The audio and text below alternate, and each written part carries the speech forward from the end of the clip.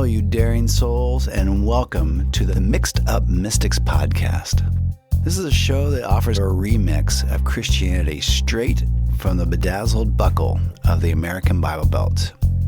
If you're listening to this, it's probably because a friend turned you on to it. This is kind of the speakeasy podcast. It's not for everyone. In this episode, we're talking about who's right. Somebody's got to be right. Who is it? We're glad you're here. Sit back and join the conversation.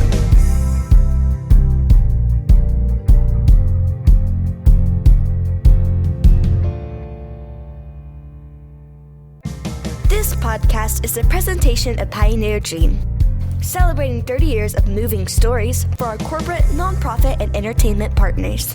We invite you, fellow misfits, to join the conversation with text, emails, or just messages in the comment section below. As always, you can share this podcast with anyone you think would get it by sending the link now. Thanks for listening.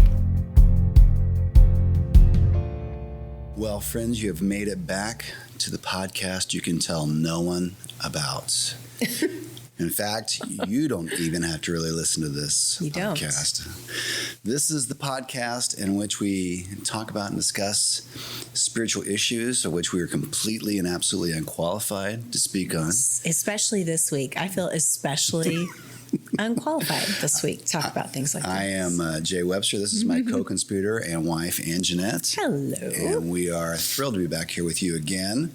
And when we were coming up and coming out of the 80s and 90s, there was this perception where it was kind of believed and probably directly spoken that if you wanted to hear God, feel God, be with God, be inspired by God, all those kinds of things, you really had to be right with God. You had to have your act together. Did you have your act together? Okay. You had to make sure that your heart and everything was clean, that you weren't carrying any sin, that you weren't all those kinds of things, that you were essentially in agreement with God.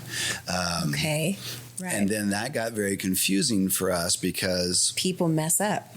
And then on top of that, people that we knew were not, quote, part of the church, didn't believe as we believed. Like the church at large, or the specific church we were. Okay, specific church at large. Okay, gotcha. What we'd call non-believers or worldly people.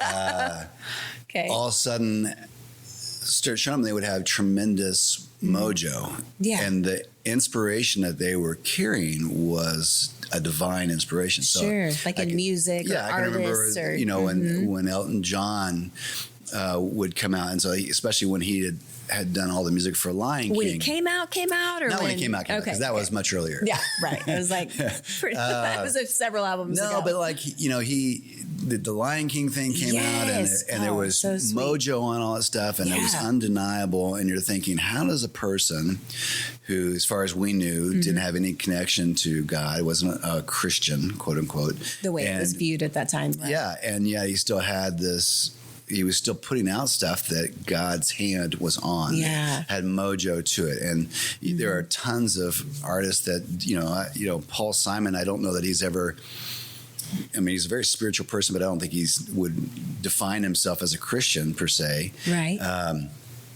And yet a lot of his stuff has that same kind of stuff. In fact, he just released an album. It's completely based on the Psalms. And do we have it? Yeah, I think so. And then listen to that. And it was all came to him in a dream. So here are these people that don't believe as we believe, technically, who would not necessarily categorize themselves as Christians, who are not then, as we would define it, in right standing with God. This is back in the day. And yet they have this mojo. Yeah. And so being used by God. You feel God in what they're creating.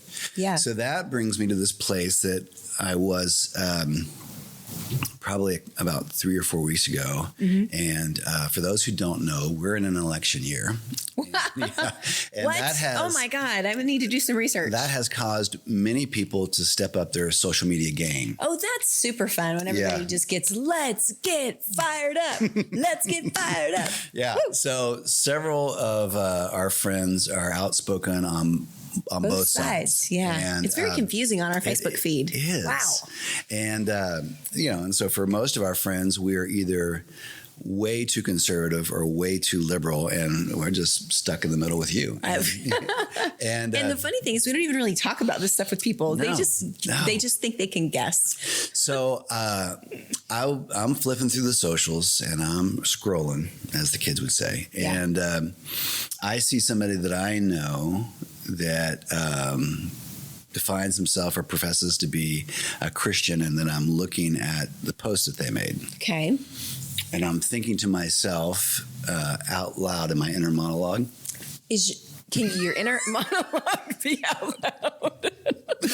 Yes. Well, that's like when you're talking to yourself out loud. So I'm you're talking to myself out loud in my inner monologue. Yes, I do that a lot when I'm trying to focus. I'm thinking, how can we both say that we belong to the same tribe, the tribe of Christianity? Okay. How can we both, quote, have the same scriptural references, the same this, the same that, guidance tools, and both profess to be, quote, believers or Christians? We're like 2 minutes in, I've already done quotes like 5 times. Well, sometimes you just have these really quotable days. Back, yeah. Okay. So anyway, cut it back. So here we are. We both say that we are Christians. We both have the same scriptures to draw from. We both would say that we have an active spiritual life. And then this person is posting these things. And I'm saying to myself in my inner monologue, how can this person call themselves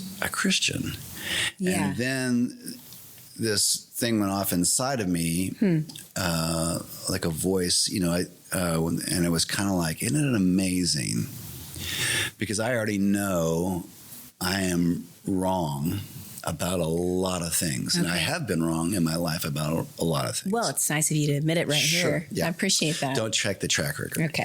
So I'm wrong about a lot of things. And yet, even in the midst of being wrong about science or about theology or about politics or whatever, sure, in this entire time, God has still loved me. Mm-hmm. He has still revealed who he is to me. Mm-hmm. I still get to hear his voice.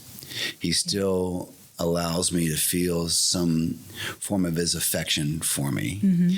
And he still chooses to use me. And here are these other people on the other side of politics or theology or whatever. Okay. And the same thing is true for them. So here we are. Yeah, it's a stumper. Yeah, we're on opposite political parties. We are very different in our theology. We're very different, and so one of us is wrong. or maybe both of us. Yeah, maybe both of us are wrong. I don't know. Yeah, right. And yet God is not waiting for them to, quote, get it right before he chooses to pour himself out to those people, before he has that affection for them, before he has that love for them, so they're going to show up to whatever spiritual practice they participate in on Sunday morning, let's say. Okay. They're going to go to a church service. Right. There'll be music there. And that person will likely have some tangible experiential moment in which they feel the presence of God, even though they are absolutely wrong politically. So isn't that amazing? So how do you explain that? Yeah. Well, I think about it. I think about 2 thoughts that kind of come up in mind. One is a lyric. It's not surprising that it's a U2 lyric. What is this? You might remember the song, but blessings not just for the one who kneels. Look at me. Yes. And I'm thinking about that. I'm thinking, this is amazing that we're not on a merit system with God. There are certainly things I can do to cut myself off from the presence of God and from the person of God. And we probably are responsible at whatever level for the things that we have understanding about or insight about. Yeah. And yet here is this extravagant, reckless love, this reckless generosity. And people are participating in it even though they don't have all the theology right. Yeah. They don't have all the politics right, and they don't have all their understanding right. They don't have insight right. It's almost like we don't have to earn God's love or grace. I think that's a lot of it. Yeah. And then I think about this Old Testament story. You might remember where it comes from because you've read the Bible. Oh, quit. Just, back in Baptist Town, I was pretty great. Yeah. When we did we actually had a Bible competition where we would, I can't remember what it was called. Man, I wish my dad was here. But anyway, we would look up script. We would have a contest to see how fast we could look up scriptures. Oh my gosh. And you'd be like, you guys were such nerds. It was, and I was very good at it. And did you have? So you had the names of the books of the Bible memorized in it. Had. Oh, God. I mean, come on. Are you going to rap them for us now? The Bible rap? No, that's my brother did a Bible rap. He's still ashamed. It was really cute. Yeah. But no, anyway, we would go draw swords, and then they'd be like Galatians 7:14, and we'd be like, and then we'd open it up, and then we'd read it, and the Lord said, and then we'd get points. There was some name for the competition. So for our next episode, I will have done my research. Remember that? And you had trouble making friends outside of the church. That's odd. I'm a lot cooler now than I was then. So, but within our own circle, we were cool. Yeah, so see, that's the thing. I digress. Everybody can be king of the ghetto at one time. I'm sorry that I don't even know what we were talking about, but within this deal is. It may be this thing about Jericho. I don't know. You'll tell me probably. But anyway, So at some point, God has asked this guy to go and conquer a city and to fight and to do this thing. Joshua. And he shows up on the scene and he's getting ready to blow the trumpet or the ram's horn or the shofar or whatever it is and to say, hey, it's on. Yeah. And before he can do that, an angel shows up, and I don't know if that's a good sign or a bad sign. Well, it depends. And so then Joshua says, in essence, are you for me or against me? And here's a guy who's on assignment, as the Blues Brothers would say. He's on assignment from God. I'm on a mission from God. He's on a mission from God. I'm for you, man. You sent me here. So I'm showing up. I'm here. I'm doing this thing. And then he says to the angel, are you for us or against us? Are you for me or against me? And the angel's reply is neither. Oh. I am for the mission or for the presence or the kingdom of God. I'm doing God's work. That's interesting. And so I'm not for a nation, and this is God's chosen nation. I'm not for a people group. I'm not for a political party. I'm here to make sure that the will of God is accomplished. Yeah. That's what I'm here for. That's what I want to do. Just for the record and for my Bible-loving friends, I'm pretty sure that was Joshua and the Battle of Jericho, where they go around, they march around it 7 times. It seems like there's a couple. It seems like there are a couple songs about that. Joshua and the Battle of Jericho. Is that Is that also where they got they went in to do the spying, and it's the prostitute that told them all the information? And maybe Rahab was her name. I have to research that. But the story that was interesting, that was cool about that story actually, was he was looking for battle, oh, hey, God, what brings you? We got to go fight and break into this city. And, they're waiting for marching orders, right? The whole thing, okay, we're going to do this, that. And they wait in these tents. I might have this wrong, but I think I have it right. And then the instruction that God gives them is to march around the city walls once every day for 7 days. And as we have learned, there is nothing more intimidating than a marching band. Well, that's what's so funny about it. They put the musicians first. So they put the musicians with their little instruments and their shofars and their drums, and they all sang. Seven Nation Army or something. That's something really. That's why they have played at football games now. It's such a fight song. Yeah. No, but I just remember, I was a musician back then, and I thought, well, that sucks. Hey, you guys, you with can't the tambourine. Run fast. You with the tambourine, come out here in front. Hey, lead the army. You that don't lead the weights or play sports. No, I'm in the band because I can't carry a spear. That's why I'm here. I know, but hey, the band gets everybody pumped up to fight. So there you go. Okay. I'd be like, I'm going to carry the flag back here behind the shield people. Yeah. I apologize. I have done as many tangents as you have done air quotes thus far. But I get what you're saying, though. Yeah. So, it's kind of the angel was what do you do with that? Whose side are you on? Yeah. We all want God on our side. We all want God on our side. Yeah. We I think for a long time when we were younger, I spent a lot of years thinking, okay, if I could just get this right, God would come through. Yeah. If I could just learn this lesson, then all these things would come to fruition. All these things I believed our lives were about, we'd be blessed. Right. Good things would happen. We'd be promoted into whatever level of whatever. Yeah. And I have found that we have been blessed, and at least for the obvious nature of it, most of it has had very little to do with me. With anything we earned. Yeah, so it wasn't like I got it right and then I went up another level and Mario gave me a mushroom and now we got extra points. No, I mean, if we've been blessed, for the most part, it's been regardless of me. If we've been blessed, if opportunities have come, there are certainly lessons that we're learning, and that's helped in so many ways. So I'm not discounting that. Yeah. I'm just saying that I lived under the pressure of thinking, I got to get this right for God to show up. Yeah. I got to get this right for these things to happen, as if it was dependent upon me. Well, yeah. I mean, you say this as if you've overcome it. And for me, that is a probably weekly battle. Yeah. I was struggling with that this morning. Yeah. I was like, we've been in kind of a tough patch, kind of just a shitty patch. And that's just, people have them. Gosh, now I got to bleep that out. I think you should keep it. I mean, it's really crappy. Doesn't explain it as much. And yes, there are people going through much worse, but everybody has those times where you just feel uninspired. You feel, what am I even doing here? Disconnected, just all those things. And so, I was working through some things, trying to quiet myself this morning. I actually had to try twice. Yeah. I think we each individually have our own practice. Sometimes it involves meditation or some prayer or reading some scriptures or reading a book that, we feel like there's some good truth in or whatever. And so I had made one attempt before our daughter woke up and I just really wasn't going well. And so then, you're saying once you had contact with our daughter, you needed to pray again? Oh, man, getting a middle schooler out the door every day. I'm like, Lord Jesus. Oh, Lords. Anyway, so then after you guys left, I had a few minutes. So I went back in and that was a little bit better. But my default system is one that is going to try to work my way out of something. So if it isn't going well, then I am not working hard enough. Right. I haven't done enough.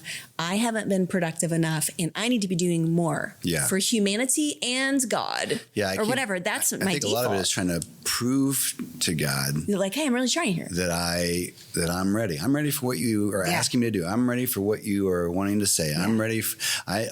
I'm ready. Yeah. And I won't let you down. I won't let you down. Yeah. And then it's been my experience that no matter how hard I have tried, I really haven't been able to make those things happen or force those things happen or whatever. I have felt like Linus, sincerity as far as the eye can see. Oh, you are like Linus. Well, we all are. We all try. Right. And then I feel like, if you mess something up, then it's like, well, damn it. That just proves to God I'm not ready. That just proves I can't be trusted. That just proves that I'm not the guy. None of the dreams or visions or hopes are going to come true now because I messed it up. Yeah. And then on the flip side of it, you see other people who are, as we both know, are just a mess. Yeah.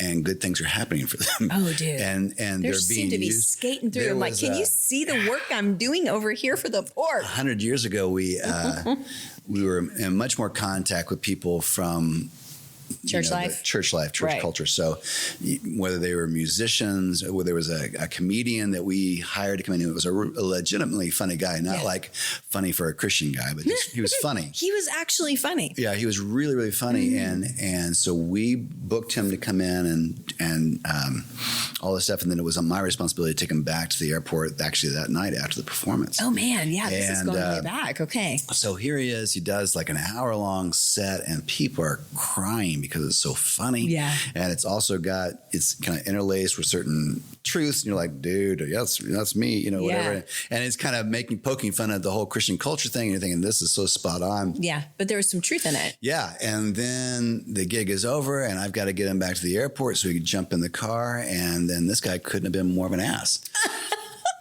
And I'm just thinking, Dr. Jekyll, Mr. Hyde, what just happened here? Seriously. You know, and it got cold and dark. And I was like, well, we don't have to talk on the way back. I'll just sit over here. What did you guys do? It was just a long hour drive back to the airport. That's funny.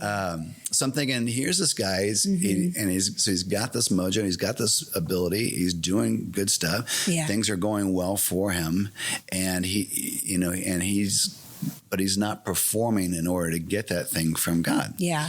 And we met a lot of musicians that way that were extremely popular and had a following and all that stuff. But on the backside of it, we're just turds. Yeah. Yeah. And so apparently the equation doesn't really work. Doesn't really add up. If I do this, God jumps and does that. God will do this. And no, it doesn't work at all. So I'm not making light of, the promises of God or, things that are said in Scripture and all that kind of stuff. Right. I'm not cutting that off. I'm just saying that apparently there's more to it than that. And then on the flip side of it, I think because of the generosity of God, because he really does see us as kids, as his kids, that he doesn't withhold that love and affection for us until we get it, quote, right. Yeah, which is good because we would never get it right. Yeah. We're both from the, University of Oklahoma. And so, part of that Go Sooners. mystique is there's a statue, multiple statues on campus, and it's a guy sowing seeds. It's a guy with a satchel on his side and a hand, and he's, just literally flinging seed out, and apple seeds or something. I don't know. And but it's reckless, and he's not doing it in such a way as to measure it out or to be stingy or to govern it or anything. He's just really flipping it, and what will grow. And I think about that as the love or mercy or grace or affection of God. Yeah. That's how it works. That generosity, he's just literally flinging that stuff. And and it's falling on the just and the unjust. It's falling on the good and the bad. It's falling on the people who have understanding, the people who don't. It's falling on the Democrats and the Republicans. It's falling on all that. It's falling on people in Mexico that are trying to come across the border. It's falling on people in Russia. It's falling on people in Ukraine and Egypt Gaza and Strip. Palestine. Yeah. So it will mess with you, but as I think as the scriptures do teach us that, in this whole thing about this parable of that Jesus gives about this guy has a huge vineyard and he needs help, and he goes out to the marketplace and he finds people who are waiting around. He's like, well, it's like driving up to the Lowe's Depot and there's a couple guys just waiting there. And a truck comes up and says, "You guys want to work today?" And he says, "Yes." And they all pile in the truck and they all go work. Does that happen? That happens. That's interesting. And so that's what happens at the marketplace. Guy goes out, sees people waiting, says, "Come on, come work in the field." He goes out about 3 hours later.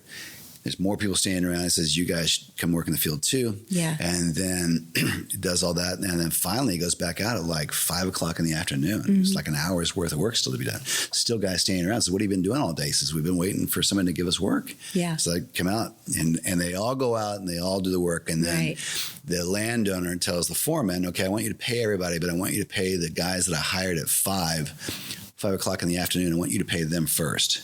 Yeah. So he calls up the couple guys that got hired last. Right. And he gives them a day's wages for working an hour.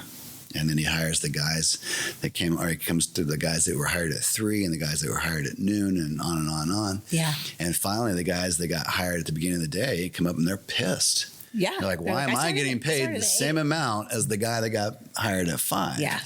And the response to the landowner is, "Isn't it my land? Can I do anything I want? I can do what I want." And then he says, "Or are you jealous of my generosity? Yeah. Are you jealous of are you turned off by my generosity? Can't I do whatever I want?" So maybe that's a sign of the extravagance or the size or scope of the kingdom of God, that you don't have to withhold it because it's that plentiful, because the goodness of God is that big, that rich, and that full, that we don't have to parcel it out to a handful of people. You can fling it. Yeah. You can disperse it. You can bring it like the rain, where it falls on the just and the unjust. Well, but also, I mean, I think it's that story is good news, but I think it can also serve as a warning for all of us, because you started talking about people who, how can you say that you believe this, but yet you ascribe to this political party, and we both struggle with that. And what's funny is we know people on both sides who would look at the other and say that. And then you see God do, like you said, really good things in other people's lives sometimes that seem like, okay, wow, man, hey, they've really got great ideas, and people are noticing their films or their, music or whatever they're doing. And here we are just stuck again.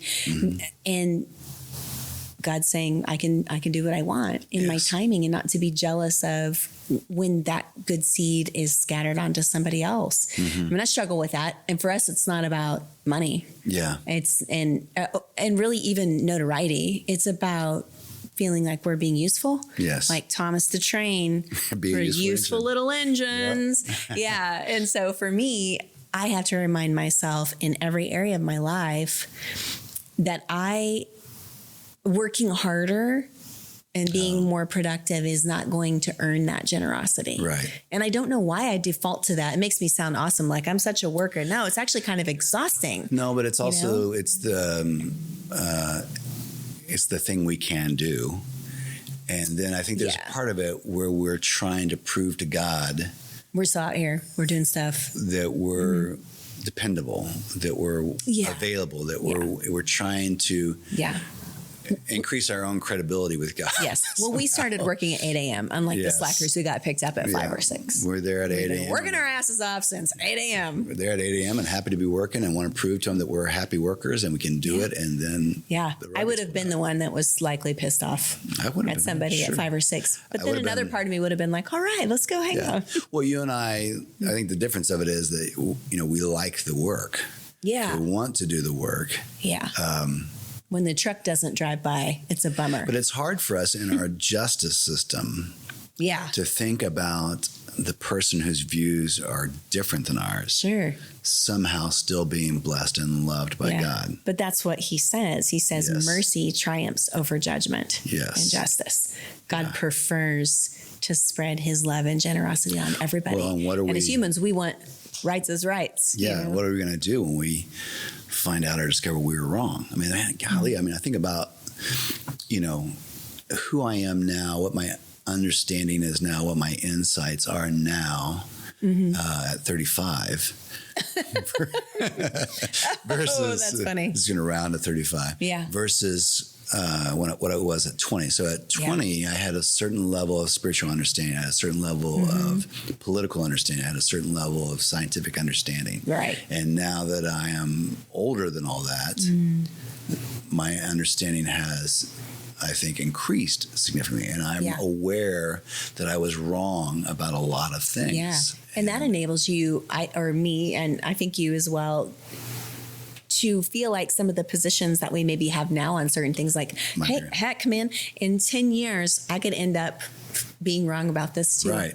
And so let's give everybody grace to figure it out. So here I am. I want to judge someone about their beliefs or their understanding. I want to judge them and punch them sometimes. Yes. That is not good. And I think that's okay. No.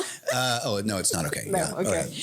No, but then what happens if I find out I was wrong? So here I have been judging this person, holding resentment to this person.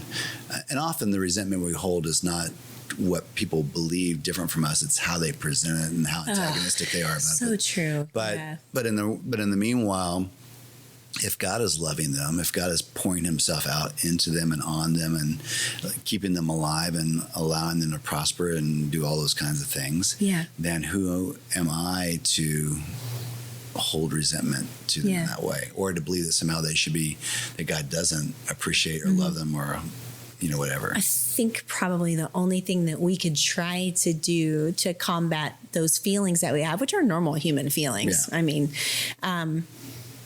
is to try and follow in the footsteps of Jesus, which is to love extravagantly and to overlook those things in other people and just let them be. And if, less time on social media or watching news or, we talk about all those things, especially in an election year, it is not a good time for me to be surfing on Facebook right now, because I'm not going to want to love that person when I see them at the store. I will tell you that, one of the best features that the socials have, especially the Facebooks, is unfollow. Yeah. So when I come across posts that make it difficult for me to love someone or not judge someone, I will quickly unfollow them because you don't want to know what they believe. Because it gets in the way of me loving them. It makes it that much more difficult. I don't need that kind of help. I don't need help resisting someone. I don't need help judging someone. I got that. I can do that all day long. So there's also a snooze button on there. And it says snooze for 30 days. But right now, because we're a couple of months away from the election, we would need a snooze until November 6th. Renew the snooze, Snooze until December after the election settles in. But I have to get rid of the things that get in the way of me loving someone. Yeah. And, and it's hard because we both have seen a number of things that, especially in the socials, that we want to correct. Oh, yeah. That we want to fix, that we want to respond to. And that can and does get in the way of us loving. And I see that from other people. I see other people that I don't know their political views, and then suddenly they will post or usually share something that is really, really harsh. Yeah. And I think, that's really too bad that they, of all the things you could take a stand on, that's what you took a stand on. Yeah. Of all the things you could have related that might help somebody, you chose to do that. And now you've alienated half the people on this, feed or whatever. Yeah. So, I don't want to be that person. There are times where I feel like there's some things you can say that will add to the conversation, or that might help or bring context or whatever, but that's pretty rare. And in the most cases, there are things you can say that will elevate conversation instead of divide it in the process. Yeah. And you and I have made a choice to try and keep that conversation window open as much as possible. Yeah. Instead of closing it off by saying I'm this or I'm that. Yeah. Politically or spiritually or whatever. And you say that well when you say, people are more important than the mistakes they make, and they're more important than the political or spiritual philosophies that they hold. They're more important than the decisions they make. So you may not agree with a lot of things, either politically or something like that, but I'm just telling you as a fact that God still loves them. Yeah. And when I get to heaven, He will reveal in me all the things that I was oblivious to, that I was really actually wrong on. I didn't know I was wrong. Yeah. I wasn't doing it with malice, but I was wrong. And yet within that, I will still know that He loved me during that entire time, poured Himself out for me that entire time. So you may not agree with someone's decisions, lifestyle or otherwise, but God still loves them, and is still for them, and is still connecting with them. Yeah. And asks us to do the same. Yes. Yeah. So, our thought is, since we know we are going to be wrong, and we are wrong about some things, is to love people and let Him make those decisions. Let Him make those judgments. Let Him figure that stuff out. But I don't have to do that. Yeah. Yeah. So it's good. It is good. Well, again, this is the podcast you can't tell anybody about, but we are so glad you were here, and we're so glad that you are part of this conversation. We would love to hear from you. So if you have comments or thoughts or ideas, if you have even topics that you'd like us to discuss. Or topics. I do like tapas. I do like tapas. So delicious. And we'd love to engage in that. So if you want to subscribe or share or any of those things, we would love that. And we will be back again soon with another conversation like this. Yes.